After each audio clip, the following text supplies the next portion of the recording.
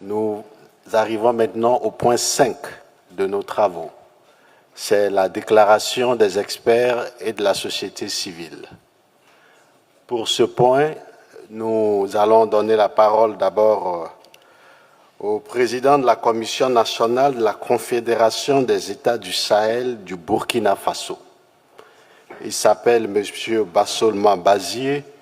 C'est une grande voix africaine et très connue aux Nations Unies. Les intéressés se reconnaissent. Monsieur le ministre, vous avez la parole, s'il vous plaît. Merci bien, Excellence. Je fais mien entièrement la préséance qui a été déclinée par Monsieur le ministre des Affaires étrangères du Burkina Faso en tant que chef de délégation. J'ajoute seulement à ce qu'il a dit à votre endroit, Excellence, Monsieur le ministre, nos sincères salutations et félicitations africaines. On se rappelle en septembre 2023, au moment où le Burkina Faso, le Mali et le Niger n'étaient pas fréquentables par certains, y compris même leurs propres frères africains, vous avez pris la parole à la tribune des Nations Unies. Vous avez tenu des propos assumés et forts. Vous avez eu à dire devant l'histoire qu'on est fatigué. On est fatigué de la condescendance, on est fatigué de l'arrogance, on est fatigué de la suffisance. Vous ne vous êtes pas seulement limité à ces mots. Lorsque vous êtes rentrés, vous et l'ensemble du peuple togolais, avec le président du Conseil en tête, vous avez créé toutes les conditions pour que nos matériels pour défendre et protéger nos populations ont été libérés. Et jusqu'à l'heure actuelle où nous prenons la parole, avec tout ce que nous avons traversé comme difficulté, nous n'avons pas entendu une seule seconde que le Togo a fermé ses frontières à ses frères. Justement pour emboîter le pas du président de la commission de la CEDEAO et du frère représentant spécial de l'Union africaine, que je salue fortement, leurs propos qu'ils viennent de tenir nous marquent, et c'est africain. Je pense que mon frère de la commission de la CEDEAO a même dit que cette rencontre s'inscrit dans une doctrine africaine, ancestrale. C'est très important. En le disant ainsi, Monsieur le ministre, le fait de libérer le matériel n'est pas fermer les frontières à vos frères, mais également cette instance qui se veut comme arbre à palabre. Je me réfère à l'article 33 de la charte de Kouroukanfouga de 1236, qui institue cet arbre à palabre. Et le fait que vous n'avez jamais trahi vos frères africains, c'est aussi inscrit à l'article 30 de la charte de Kouroukanfouga de 1236. Et le fait, justement, que vous venez en aide à l'ensemble de vos frères africains, c'est aussi le contenu de la charte de Kouroukanfouga de 1236. Donc, moi, je vous salue au nom des ancêtres. Et justement, ceux qui parlent au nom des ancêtres africains, s'ils sont des Africains, bien sûr, ils doivent savoir qu'ils doivent avoir un comportement bienséant et correct. Parce que les ancêtres, eux, ils ne demandent pas à ce que vous venez vous expliquer ce que vous avez fait et puis repartir. Quand ils viennent, c'est pour vous appeler pour de bon. Donc, on a intérêt à bien se comporter. Et de ce point de vue, vous allez me permettre de saluer l'ensemble des peuples frères à travers le monde qui soutiennent le pays de l'AES. Et nous saluons fortement l'ensemble des gouvernements qui ont pris l'orientation de leur peuple, qui nous soutiennent et qui comprennent les pays de l'AES. Mais s'il y a des dirigeants qui n'ont pas encore changé leur carte mémoire à comprendre que le monde va dans un sens bien déterminé qui n'est pas le leur, ils ont intérêt à se réveiller très vite. De toute façon, nous avançons. Le combat qui est mené au niveau du Sahel n'est pas une aumône de souveraineté qui est demandée. C'est un combat de conquête pour notre souveraineté.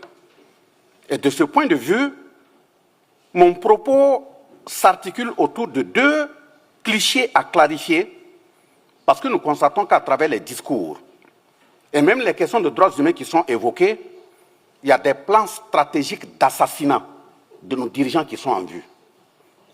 Et quand je parle de plans stratégiques d'assassinat des dirigeants, il faut que mes propos soient précis, afin qu'on puisse comprendre. D'un moment, on parle de démocratie. Il faut que les pays de l'AES retournent à la démocratie. Il faut qu'ils retournent à des élections. Nous parlons de quelle démocratie? Le point d'interrogation mérite d'être posé dans la mesure où, depuis les années 1960 à 2022, si je prends le cas du Burkina Faso, nous avons été dirigés par des démocrates implantés, installés par des gens assis de l'autre côté des océans. Quel est l'impact sur le terrain? Je prends quelques exemples. De 2022, ça veut dire de 1960 à 2022, ça fait 62 ans. Comparativement à 2022 jusqu'à 2026, ça fait 4 ans. En 4 ans, voilà ce qui a été fait. Quand l'appel a été lancé au peuple burkinabé de faire face à la situation actuelle, de 2022 à l'heure où je vous parle, le peuple a mis la main à sa poche et il a cotisé 541,2 milliards. Le peuple dont on dit qu'il est martyrisé là, il a cotisé 541,2 milliards pour faire face à la situation actuelle. Ça n'a jamais existé dans notre pays. Donc quand on parle de peuple martyrisé, c'est de quel peuple? Deuxième exemple que je prends, au plan sanitaire, malgré que nous sommes en crise, en guerre, comme nos autres pays frères, le Niger et le Mali, une décision a été prise. Quand vous avez des problèmes de reins, pour aller te soigner, il fallait déposer une caution de 500 000. Le chef de l'État a pris un texte, cette caution de 500 000 a été annulée. Ce n'est pas un droit humain, ce n'est pas la défense des droits humains. Deuxième exemple, au niveau de l'approche communautaire, dans une période de crise, on a payé 15 cliniques mobiles pour l'ensemble des régions de notre pays. Les populations ne se déplacent plus pour venir à Ouagadougou, à Bobo-Dioulasso pour se soigner. Dans chaque région, il y a une clinique entièrement équipée sur place. Il n'y a plus de défense de droits humains que ça. Troisième exemple que je prends, au niveau de l'assurance maladie universelle, permettant aux populations, y compris le secteur informel, de cotiser 4 000 francs par an. Et quelle que soit la formation sanitaire que vous vous présentez, vous êtes pris en charge. Pourquoi depuis 1960 jusqu'à 2022, ce n'était pas fait? Autre exemple que je prends, quand nous prenons les scanners, vous faites un accident tout de suite, vous partez à l'hôpital, vous pouvez mourir parce qu'on n'arrive pas à faire un scanner. Le coût a été réduit de 50 000 à 25 000. Ça fait 50% de réduction en temps de guerre. Mais depuis 1960 à 2022, ça n'a jamais été fait. Je prends, comment dirais-je, on vient de lancer le recrutement appelé opération 1000 x 5. 1000 x 5 veut dire que chaque année, on va recruter 1000 médecins spécialistes sur 5 ans. Depuis 1960 à 2022, ceux qui ont implanté leur démocratie là, ça n'a jamais été fait. Je prends un autre exemple. On vient d'ouvrir l'hôpital, le plus grand hôpital de notre pays, le 29 juillet 2025, à Bobo-Dioulasso, en coopération avec la Chine. Et je vous dis, Excellence, que dans notre pays, depuis 1960, ça a été le 29 juillet 2025 à Tengango, qu'il y a eu une première opération permettant une transplantation rénale dans notre pays. Quand quelqu'un est malade, il prenait l'avion, c'est de l'autre côté qu'il partait le faire. Ça se fait au Burkina, dans un pays qui est en guerre. L'autre exemple que j'ajoute, il y a eu la construction de 920 CSPS de 2022 à 2026, dans un pays qui est en guerre. Le 21 décembre 2025, ou même je vais, jusqu'à ce qu'on vient de constater, on a fait le point, ça fait 38 centres de santé nouvellement construits dans un pays qui est en guerre. Je peux bien en citer d'autres. On dit, mais le droit humain, c'est quoi? C'est le droit à la vie, non? Ce que je viens de citer, c'est pour permettre aux populations d'être en vie et en bonne santé. L'autre aspect, c'est la question alimentaire. Vous ne pouvez pas demander à quelqu'un d'être en bonne santé s'il ne s'alimente pas bien. Depuis 1960 à 2022, rien n'a été fait.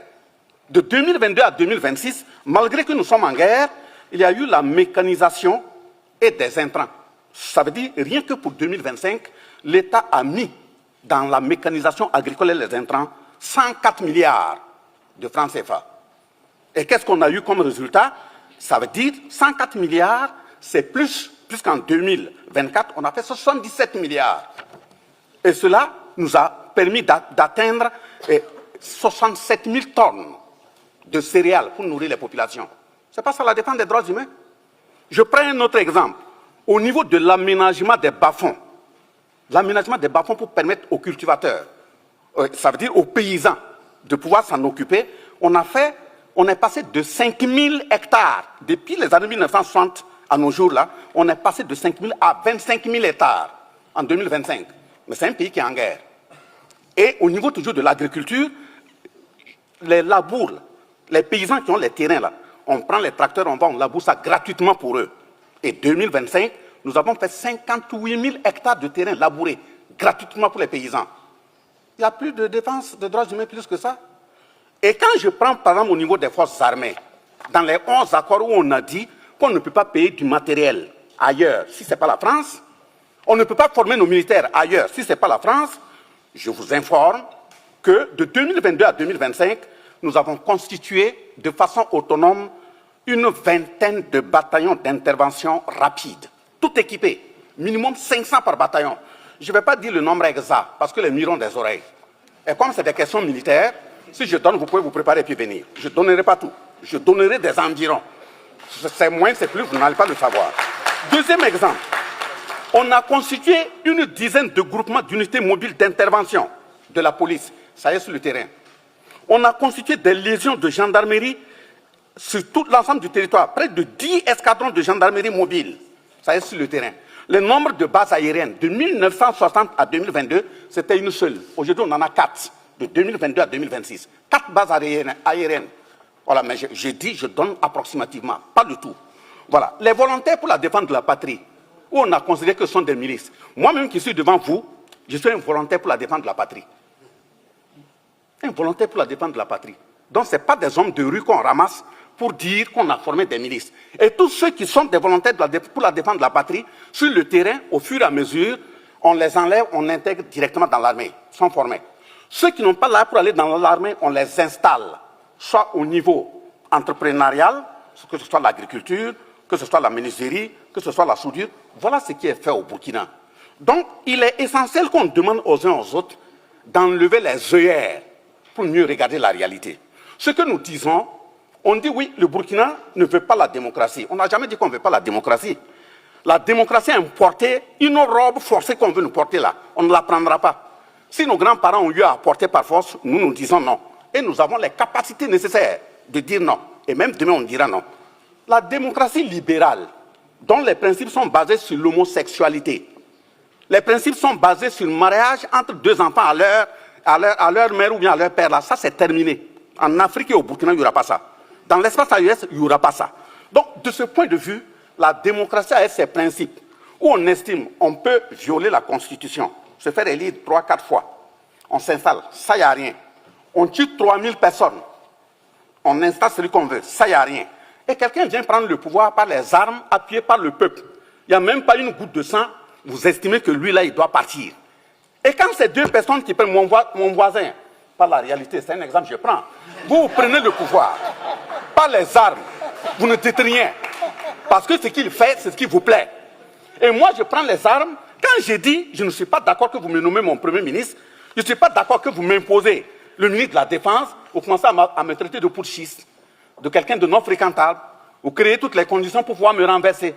Donc, ça veut dire deux personnes qui sont venues par les armes, l'autre comme lui, il fait ce que vous voulez. Oui, lui, il est un bon putschiste. Bon, je dis, c'est un exemple, je prends. Et mais maintenant, moi, qui refuse, vous estimez que, bon, je ne suis pas bon. Là-bas, dernier élément, monsieur le ministre, et regardez au niveau des questions de droits humains, pour être précis. Pourquoi j'ai dit qu'il y a un assassinat qui se peaufine à l'horizon? Au niveau des droits humains, quand vous regardez au Burkina, premièrement, les rapports qui sont déposés sur la table de l'ONU, et je vais prendre des exemples et des preuves précis ici pour interpeller aussi les représentants de l'ONU. Il faut répercuter. Quand on fait un rapport sur la base de téléphone, vous arrêtez dans un pays, vous appelez des gens sur le terrain, celui que vous voulez, et vous prenez ces propos, vous constituez un rapport. Est-ce que ça, c'est sérieux? C'est même un manque d'éducation. Vous ne pouvez pas dire que vous voulez aller faire et un rapport sur un pays, sur des faits, et vous prenez un téléphone pour appeler, voir ce qui se passe, qui est au bout du téléphone? Celui qui vous dit, qui dit que ce n'est pas vous qui l'avez placé là-bas? Deuxième exemple, il y a le choix délibéré du narratif. Nous, on dit dans notre pays, voilà les terroristes. Dans des rapports, on les traite de djihadistes. Ça, c'est ce que vous dites, djihadistes? On dit, voilà les terroristes, vous les appelez groupe armé. À moi, c'est avec vous, ils sont. Il y a un problème. Donc, si vous connaissez bien leurs identités, et vous leur donnez l'identité qu'il faut, les noms qu'il faut, c'est que ce sont vos représentants. Donc, si vous arrêtez vos représentants, si vous dites à vos représentants de ne plus venir attaquer, mais la crise va finir. On dit on n'est pas au courant. À Tenzawaten, là. Et l'Ukraine a fait quoi là-bas? Oui, on dit terroriste, terroriste. Vous envoyez vos représentants des armées venir attaquer des pays et vous parlez de djihadistes. Dites à vos représentants de ne plus venir, il n'y aura plus de terrorisme dans le Sahel. Mais maintenant, je prends par exemple comment dirais-je, vous faites un rapport, vous appelez les gens, vous constituez votre rapport. Au lieu de faire une confrontation sur ceux même dont le rapport porte, vous dites non, non, non, bon, si vous avez fait l'étude pendant 3 mois, vous laissez quand il reste 1 semaine pour clore le rapport, vous appelez maintenant les responsables du pays, ils n'ont qu'à contredire. Ils vont venir contredire quoi? Ça veut dire que vous créez les conditions pour qu'ils n'aient même pas la possibilité de réagir. Donc on ne peut pas continuer sur cette base. Quand je le dis, qu'il y a un assassinat qui est plafonné, je vous donne les références, vous allez aller vérifier. Même sur le terrain, comment une puissance va dire, ou bien dans un rapport, on dit oui, que des satellites ont vu les FDS faire des assassinats massifs.